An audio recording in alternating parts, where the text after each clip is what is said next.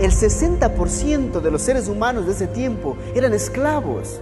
Y la iglesia comenzó en las peores circunstancias del mundo. O sea, en medio de guerras, de persecuciones, en medio donde la gente no aceptaba el mensaje, pero los mensajeros no se rendían. Así comenzó la iglesia. Y veamos cómo comenzó.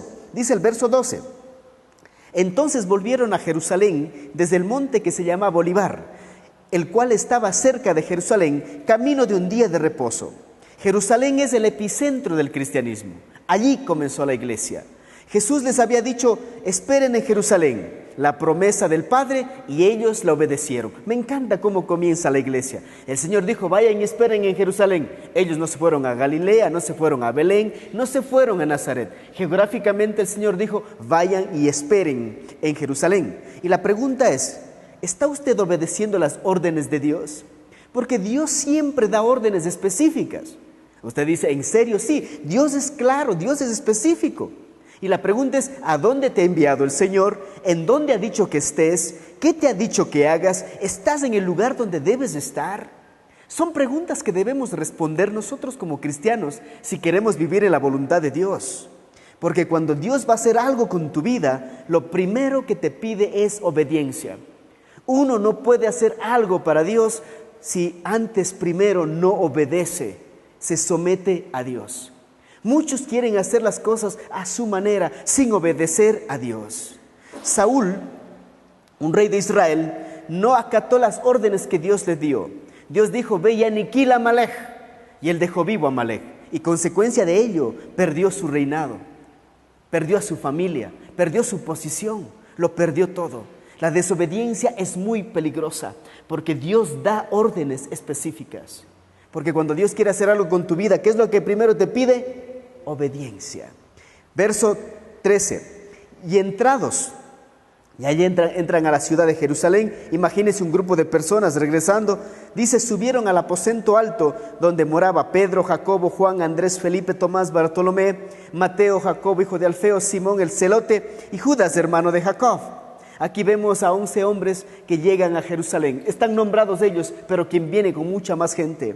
En algún lugar de Jerusalén había una ciudad donde comenzó el movimiento que cambiaría la historia de la humanidad. Usted se pregunta y dice, ¿puede un grupo de hombres cambiar la historia de la humanidad? ¿Puede mi familia cambiar la historia de generaciones que hemos estado viviendo bajo la maldición del alcohol, de las drogas, del divorcio? La respuesta es que sí. La pregunta que tengo es, ¿será tu casa el lugar donde Dios comience un movimiento? ¿Será tu familia el lugar donde Dios comience la transformación de esta ciudad, de esta nación? Yo creo que es posible. Hay ahora mismo por delante un proyecto de trabajar con 5 personas, hablarles de Jesús, caminar con ellos, mentorearles, ser sus maestros, ser sus discipuladores. Y quizás esas 5 personas por las cuales tú estás orando para llevar el mensaje van a ser las personas que cambien y transformen el mundo. No se subestime, no piense que Dios no le puede usar a usted. No piense que usted no tiene la capacidad o la habilidad. Si tienes a Dios de tu lado, lo tienes todo. Porque Él te capacita, Él te instruye, Él te llena de tu Espíritu Santo. Aquí están estos hombres. ¿Qué hacían estos hombres en el aposento alto? Miremos lo que tenemos que hacer nosotros también. Verso 14. Todos estos, dice, se tomaban tequila con cerveza y fumaban marihuana. No hacían eso. Dice, todos estos perseveraban unánimes en oración y ruego con las mujeres y con María, la madre de Jesús, y con sus hermanos. Estos hombres estaban haciendo lo que la iglesia de este siglo ha dejado de hacer. Hoy nos preocupamos si no tenemos dinero, hoy nos preocupamos si el edificio es frío, hoy nos preocupamos quién no viene, quién no va, hoy nos preocupamos del sonido de la música, si el PowerPoint funciona bien. Estos hombres se reunieron a hacer algo que nosotros no estamos haciendo. Dice, se reunieron a orar, amigos. En Colosenses 4:2 dice, perseverad en la oración, velando con ella con acción de gracias. Perseverad en la oración. La oración es para valientes, no es para cobardes, porque uno puede comenzar a orar. Dice, voy a orar 1 hora. Primer día, fantástico. Segundo día, bueno, dices, te vuelves un poco medio más. Dices, yo no creo que el Señor quiere tanto de mí. 40 minutos no más. Y de repente con el tiempo los cristianos ya han dejado de orar.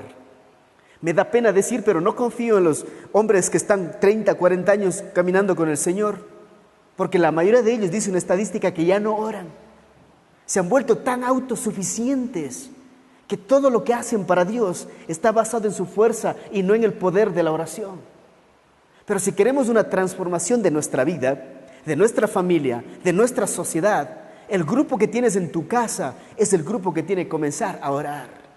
¿Quiénes tienes cerca de ti? Lucas 18:1 dice, también les refirió una parábola sobre la necesidad de orar siempre y no desmayar. Lo primero que hemos estado haciendo nosotros para arrancar con este proyecto es orar. Por eso hay un grupo de intercesión. Por eso nos reunimos los viernes. Por eso estamos en el WhatsApp con los otros amigos, hermanos, conectados, orando. Sin oración no podemos comenzar una transformación, un avivamiento. No podemos. Yo les digo a ustedes, si usted no está orando, por favor no quiera ser parte de este ministerio que se llama Calvary Chapel. Porque lo primero que busca Calvary Chapel es hombres y mujeres de oración. Hombres que se desesperen por la presencia de Dios. Lamentablemente vivimos en tiempos de personas inconstantes. Cuando dice perseverad, no desmayes, pero somos inconstantes en lo laboral, en lo sentimental, en lo financiero, y también somos inconstantes en lo espiritual. Dice, este año me voy a congregar todos los miércoles. Comenzaste 3, 4 miércoles y te olvidaste del resto del año. Dices, voy a servir más, voy a dar lo mejor a Dios. Pero en el trayecto hemos dejado de hacerlo porque nos hemos convertido en inconstantes. Somos inconstantes sentimentalmente. Ya no le amo a mi esposa, tengo que buscar otra. El negocio no funciona, voy a buscar otro. Y entonces vivimos divagando por la vida, amigos. Estos hombres eran perseverantes, apasionados, no desmayaron en la oración. Verso 15. En aquellos días Pedro se levantó en medio de los hermanos y los reunidos eran como 120 en número y les dijo. Lo que vemos aquí es que Pedro hace algo que estaba ya, que tenía que hacer. Pedro se levantó. Y la palabra levantó significa que se convirtió en el líder de todos ellos. Pero la pregunta que me hago es, ¿no eran 500 los que vieron a Jesús irse a los cielos? ¿Y ahora cuántos están? 120. ¿Qué ha pasado con los demás? En los 900 metros de camino, muchos de ellos desertaron. Muchos de ellos abandonaron. Es triste cómo la iglesia también experimenta todo este tipo de cosas. Hay mucha gente que comienza a seguir al Señor, pero en el transcurso de la vida cristiana, solo pocos llegan al final. Solo pocos llegan a ver lo que Dios es capaz de hacer. Solo Dios. La pregunta ¿es usted de los que desertaron o de los que se quedaron? Con 120 amigos. Si observas tú la vida de los líderes efectivos, encontrarás que los que han llegado a ser influyentes, poderosos y millonarios son aquellos que nunca se han rendido a pesar de las adversidades. En la revista Fortune dice que el 50% de los altos ejecutivos tenían Cs en el colegio y en la universidad, o sea, eran vagos. Pero ¿qué les hizo estar en esa revista? No su inteligencia, sino su perseverancia. La perseverancia muchas veces supera el talento y la inteligencia. ¿Y cuántos de nosotros decimos somos muy inteligentes, pero no hemos alcanzado nada en la vida? No hemos conquistado nada en la vida. Mira lo que dice Job 42:16. Dice, después de esto vivió Job 140 años y vio a sus hijos y a los hijos de sus hijos hasta la 4ª generación y murió Job viejo y lleno de días. Job pudo haber desertado ante las adversidades que vivió. Pudo haber dicho, hasta aquí llega mi fe, ya no sirvo más al Señor. Pero ¿qué es lo que hace que hombres como Job no declinen, no paren su confianza en las promesas de Dios? De saber quién es Dios, no quién soy yo.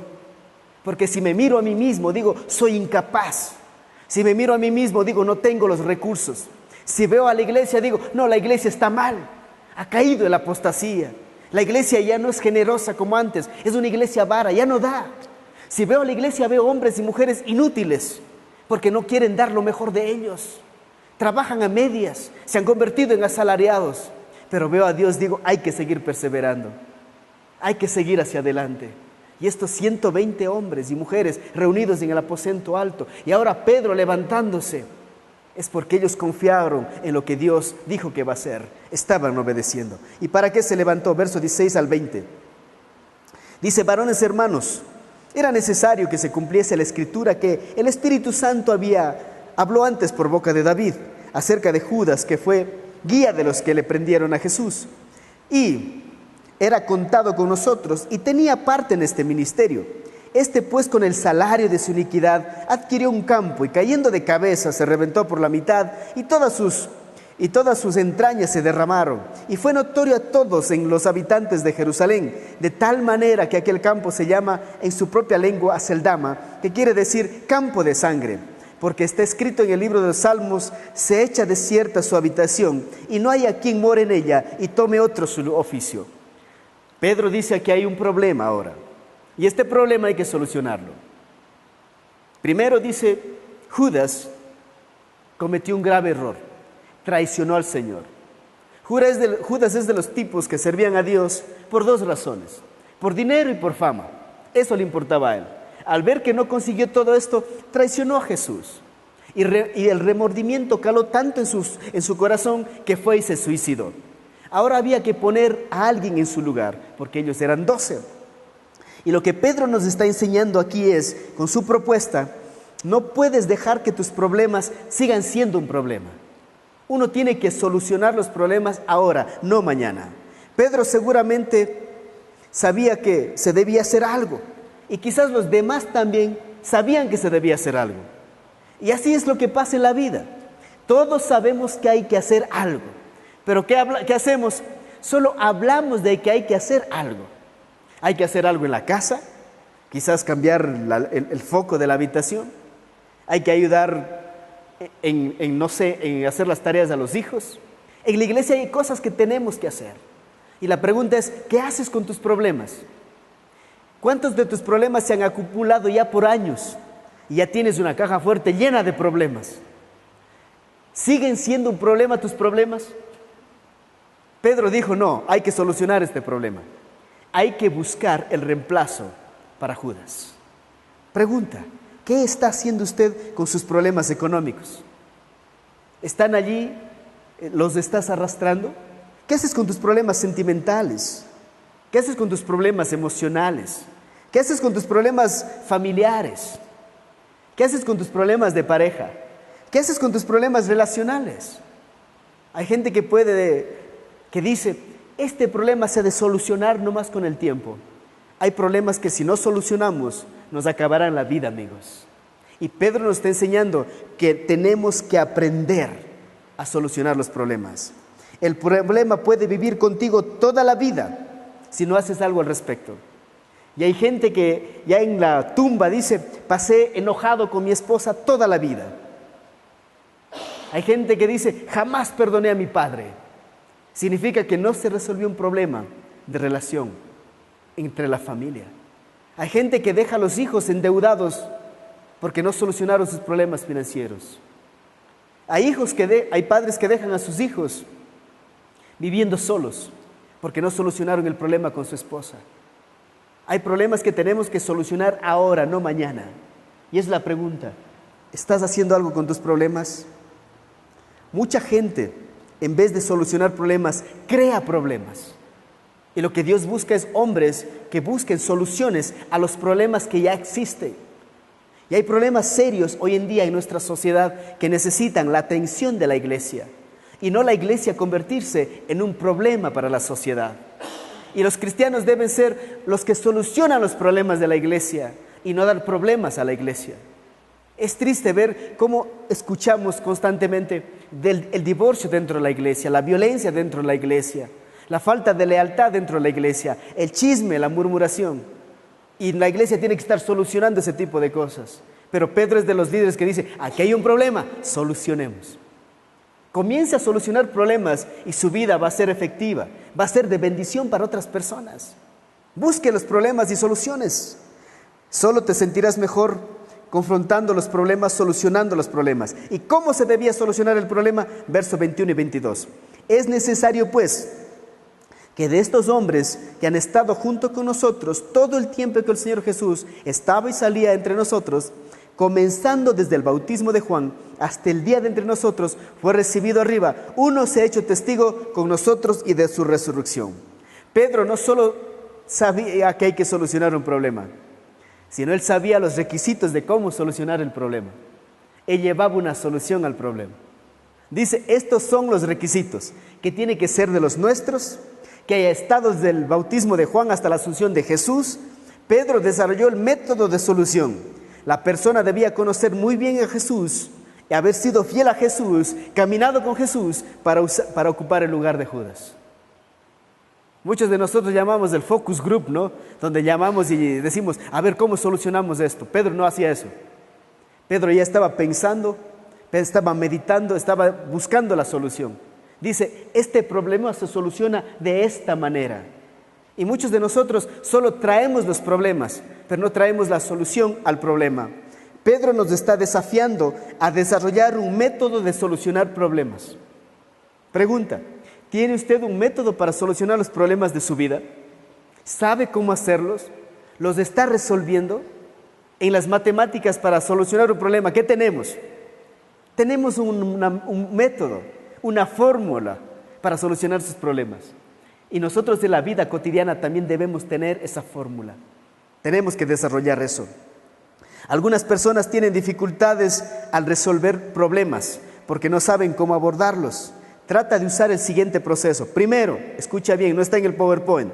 Invierte tiempo en descubrir el asunto real. Invierte tiempo en descubrir cuál es el problema real. 2, averigua lo que otros han hecho, porque hay gente que ha solucionado ese problema antes. Como dice, no podemos inventarnos del agua tibia. Si alguien ya sabe cómo solucionar un problema financiero, pues voy a averiguar cómo lo hizo él.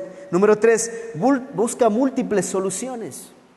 Pon en la mesa soluciones posibles al problema financiero, relacional, sentimental, en la iglesia. Escoge. ¿Qué tenemos que escoger? Escoge asesores que te puedan ayudar a solucionar el problema. Cuando no lo puedes hacer solo, tienes que buscar a alguien que sepa mejor las cosas que tú. Y muchas veces nosotros no solucionamos los problemas o solucionamos mal porque pensamos que lo sabemos todo. Cuando yo daño la computadora y quiero solucionar yo ese problema, ¿qué crees que voy a terminar haciendo la computadora? Le voy a terminar dañando más. Pero por eso llamo, digo, oye Marcelo, mi computadora está mal. Él viene, arregla y la computadora funciona bien. Ese se trata de los problemas. Al poner requisitos, el problema fue más fácil de solucionar. Es más fácil de solucionar cuando ponemos al problema dentro de un marco. Esto se tiene que solucionar de esta manera. Verso 23. Y señalaron a 2, a José llamado Barsabás, que tenía por sobrenombre Justo, y a Matías. Han encontrado 2 posibles soluciones. Aquí hay 2 soluciones, dice. Un tal Matías y un tal, ¿cómo se llama el otro? ¿Está leyendo conmigo en la Biblia? Ese José. Dice, ¿a cuál de los 2? Habían 120. ¿A cuántos redujeron las posibilidades? A 2. Y las soluciones también hay que reducirlas de esa manera, amigos. Pero ¿qué es lo que está haciendo aquí usted cuando no encuentra soluciones? Al tener un plan para solucionar los problemas, Pedro tuvo 2 posibles soluciones. Pero ¿qué hizo antes de elegir a uno de los 2? Él hizo algo que nosotros muchas veces no hacemos. Reunió a los 120 y ¿qué estaba haciendo? Orando. Y después de orar, se levantó y presentó a la congregación y dijo, este es el problema. Y estas son la forma que vamos a resolver el problema. Y después encontró 2 opciones. Dice, estas son las posibles soluciones. Verso 24 y 25. Dice, y orando dijeron, tú Señor que conoces los corazones de todos, muestra cuál de estos 2 has escogido. ¿Cuál de los 2 es la solución, Señor? Tienes 2 opciones. Me convierto en panadero o en carpintero, Señor. ¿Cuál de las 2? ¿Me voy a Estados Unidos de ilegal o me quedo en Ecuador trabajando y emprendiendo un negocio? ¿Me caso con María o con Juana? Yo no sé. Hay dos oportunidades. Pero ¿qué es lo que hace Pedro? Pedro ora sobre las posibles soluciones. No dice, Señor, arregla este problema. Tú que eres todopoderoso. Dice, no, Señor, estas son las opciones que tenemos. ¿Cuál de ellas usamos? ¿Cuál de ellas proviene de ti? ¿Cuál de ellas va a dar gloria a ti? ¿Cuál de ellas va a impactar esta iglesia? ¿Cuál de ellas va a cambiar mi familia? ¿Cuál de ellas va a hacer que Ecuador sea diferente? No crean que este 1M salió así por así nada más. Se ha estado orando por años. ¿Cómo hacemos, Señor? Y lo probamos. Y si es del Señor, veremos los resultados. Aquí está una oración que usted y yo tenemos que aprender. El Salmo 25:4 dice, muéstrame, oh Jehová, tus caminos. Enséñame tus sendas, encamíname en tu verdad y enséñame porque tú eres el Dios de mi salvación, en ti he esperado todo el día. Aquí está la clave para buscar la dirección de Dios. Primero dice, muéstrame, oh Jehová, tus caminos. La Biblia dice que hay dos caminos, ancho y espacioso es el camino que lleva a la perdición y angosto es el camino que lleva a la vida. Hay momentos en la vida que usted y yo estamos perdidos. Tienes consejo del suegro, del tío, del primo, del papá, del amigo, de todos. Y tú no sabes qué hacer. ¿A quién tenemos que acudir? Dice, muéstrame, oh Jehová, tus caminos. Él ya no dice, Señor, bendíceme lo que yo estoy haciendo. Dice, muéstrame tus caminos. ¿Y cuáles serán los caminos del Señor? ¿Cuáles serán las técnicas, las formas que Dios obrará en tu vida? ¿Cómo llegarán los recursos de tu vida? Dice, muéstrame, oh Jehová, tus caminos, enséñame tus sendas. Dice, enséñame tus sendas, ya significa que ahora se ha reducido. El camino es grande y la senda es más pequeña. Ahora dice, enséñame tus sendas. Y después continúa y dice, y encamíname en tu verdad. Es como cuando el tren se descarrila para que pueda llegar a su destino. ¿Qué tiene que hacer? Volver a encarrilarlo. Y muchas de nuestras vidas están descarriladas. En lo espiritual, en lo emocional, en lo financiero, en lo ministerial. Están desencarriladas. Estamos yendo por todo lado, haciendo todo menos la voluntad de Dios, compitiendo con todos menos haciendo lo que tenemos que hacer. Y ahí es cuando tenemos que esperar en el Señor y decir, muéstrame, oh Jehová, tus caminos. Por eso siempre oren, amigos. Pedro hizo su parte. La pregunta es, ¿está usted haciendo su parte? Los problemas no se van a solucionar solo diciendo, Señor, cambia todo esto. Señor, di, aquí están dos opciones. ¿Cuál de ellas es? ¿Cuál de las dos opciones son las que glorifican tu nombre? ¿Estamos? Y le echaron suertes, dice, y la suerte cayó sobre Matías y fue contado con los 11 apóstoles. Problema solucionado. Echaron suertes. Y ahora Matías está ocupando el lugar de Judas. No hay nada más increíble como Dios va trabajando y encuentras una solución. ¿Cómo se ha sentido usted cuando ha encontrado la respuesta a un problema? ¿Cómo se ha sentido? ¡Wow! Se siente feliz, se siente bien. Pero cuando no ha encontrado un problema, no ha encontrado una solución al problema, ¿cómo se siente? Frustrado, desesperado. Cuando nosotros queremos solucionar los problemas, tenemos que hacer nuestra parte. Mucha gente piensa que es incapaz de solucionar sus problemas. Si solo nos hiciéramos la pregunta, ¿cómo puedo solucionar esto? Usted tendría las respuestas. Porque al hacer preguntas encuentra las respuestas. Porque Pedro dice, ¿qué vamos a hacer con este espacio vacío? No podemos ver el espacio vacío y hablar del espacio vacío. Hay que buscar una solución a ese problema.